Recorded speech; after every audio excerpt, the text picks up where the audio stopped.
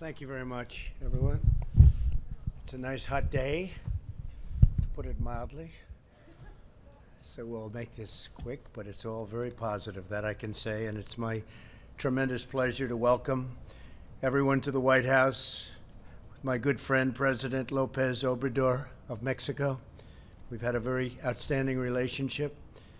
Mr. President, we're truly moved that you chose to make your first foreign visit since taking office, very successfully taking office, I might add, to be with us at the White House. The relationship between the United States and Mexico has never been closer than it is right now. And as the President said a little while ago, people were betting against that. They were actually betting against that. But it's never been stronger, never been closer. We're doing a tremendous job together. We're cherished friends, partners, and neighbors. Our cooperation is founded on mutual trust and mutual respect between the two of us and between our two countries.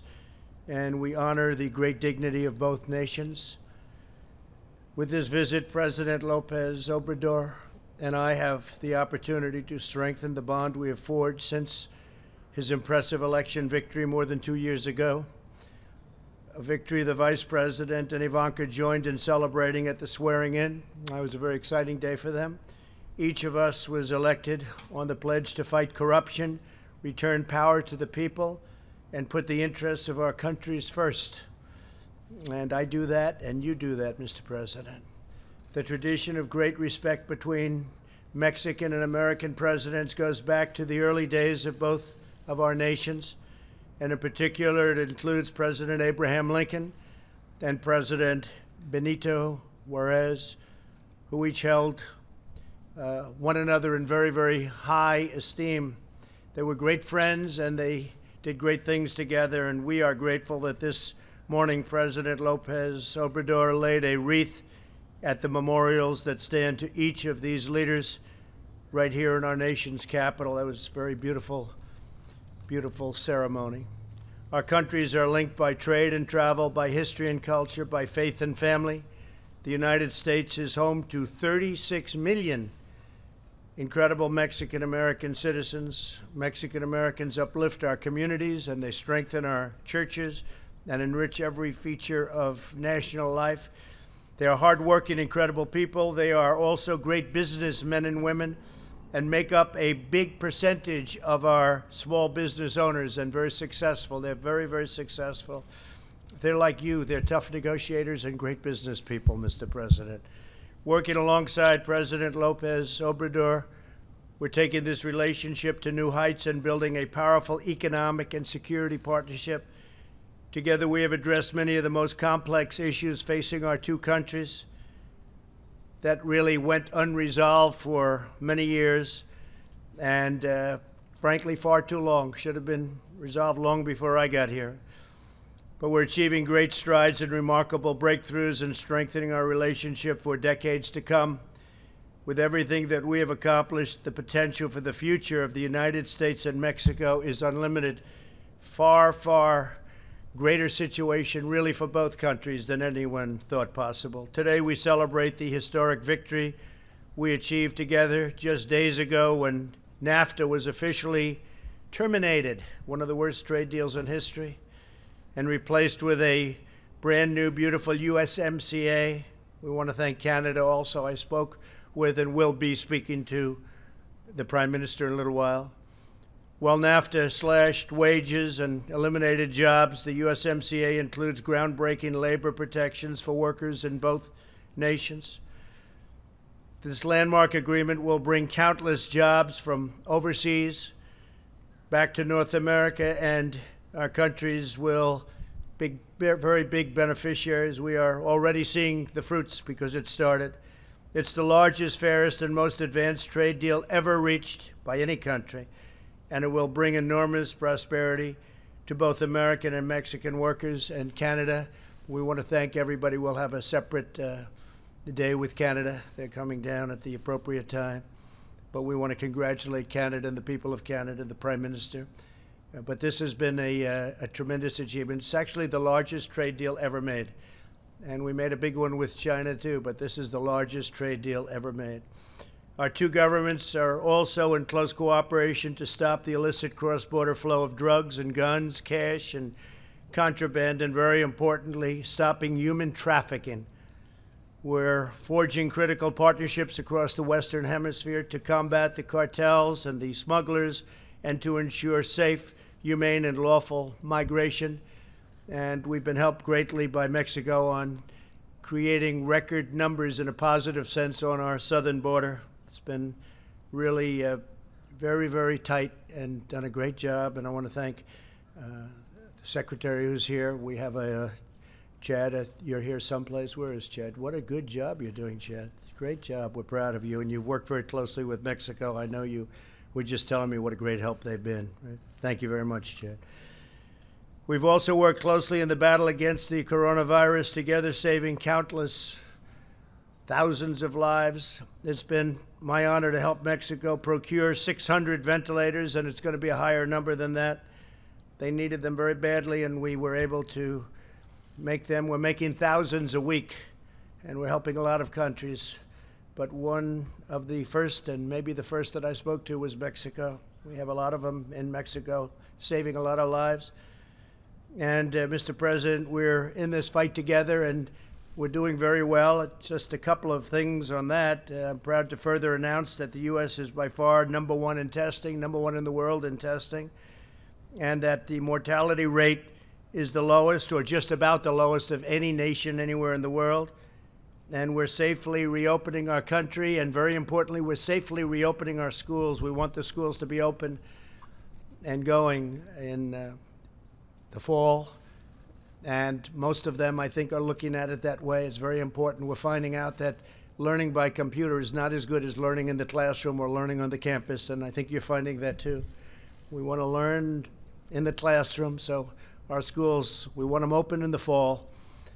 Following President Lopez Obrador's remarks, we'll sign a joint declaration committing ourselves to a shared future of prosperity, security, and harmony. This is truly a proud moment in history for both of our nations, Mexico and the United States. With the signing, we pledge the close and continued friendship between the United States and Mexico, and we accelerate our progress toward an even greater tomorrow, and that's what's happening, a greater, maybe even a far greater tomorrow. With a prospering region, a flourishing hemisphere, and two sovereign nations thriving, growing, and excelling side by side, working together, and that's what we've been doing. Mr. President, we look forward to hosting you for a beautiful dinner later on this evening with some of your friends from Mexico and some of our great friends from the U.S., and it's an honor to have you with us, and please, we'd love to have you say a few words. Thank you. Thank you very much. Thank you. Thank you.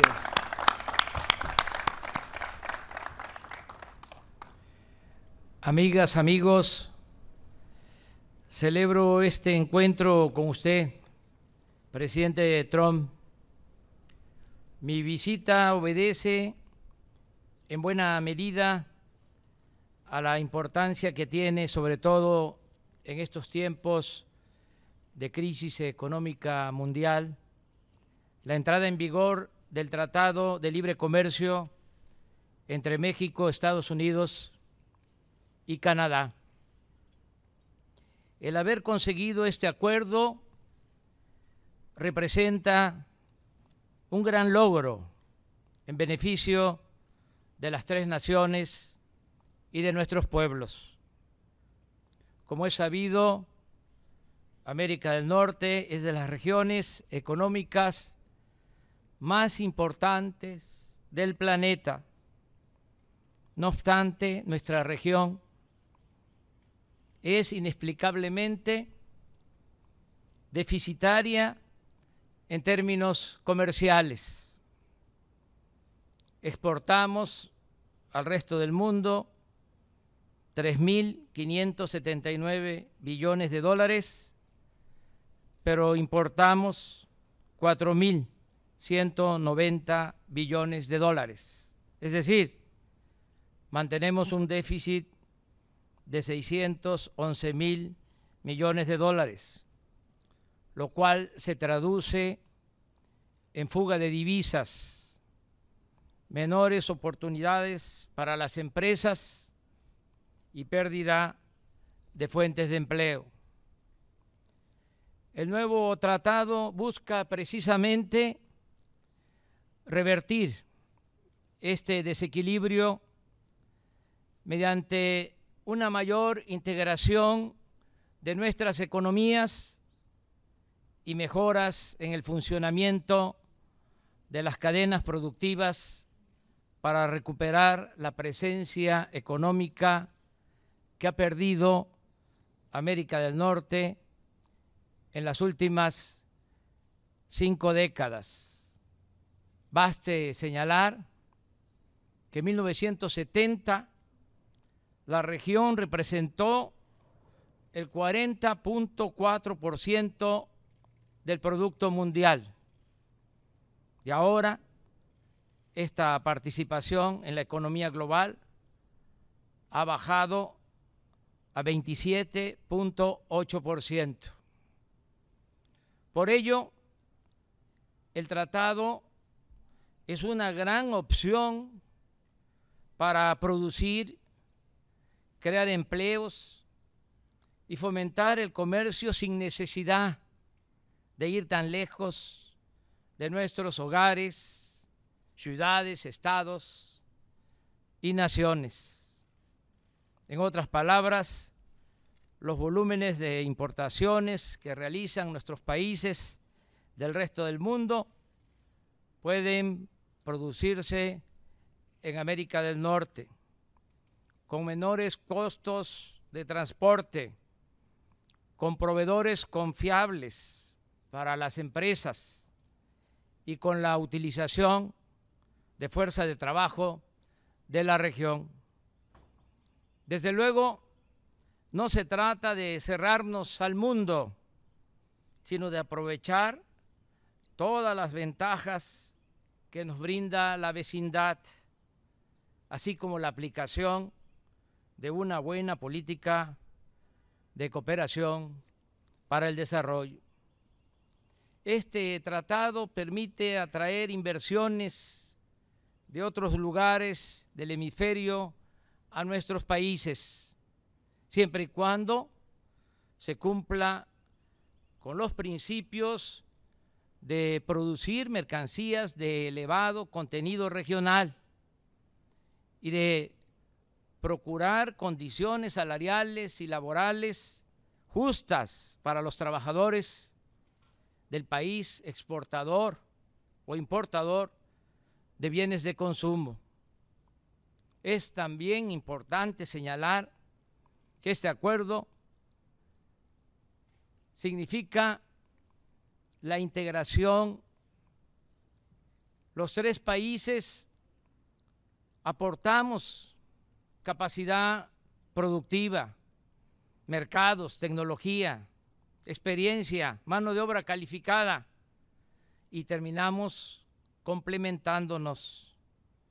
Por ejemplo, México tiene algo sumamente valioso para hacer efectiva y potenciar la integración económica y comercial de la región.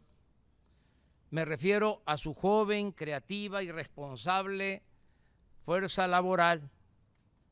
No olvidemos que la participación de los trabajadores en los procesos productivos es igual de importante que el papel de las empresas.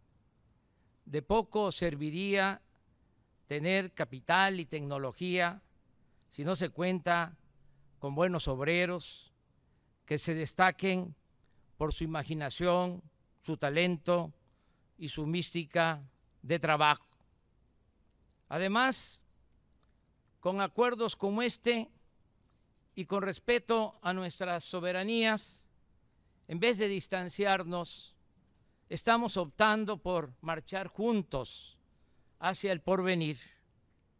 Es privilegiar el entendimiento, lo que nos une, y hacer a un lado las diferencias o resolverlas con diálogo y respeto mutuo.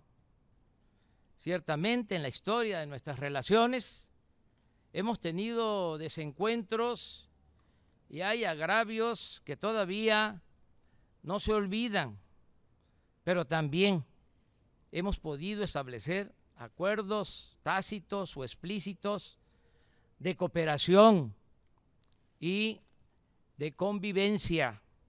Por ejemplo, en los años 40 del siglo pasado, durante la Segunda Guerra Mundial, México ayudó a satisfacer la necesidad de Estados Unidos de materias primas y lo respaldó con mano de obra de los trabajadores migrantes que fueron conocidos como braceros.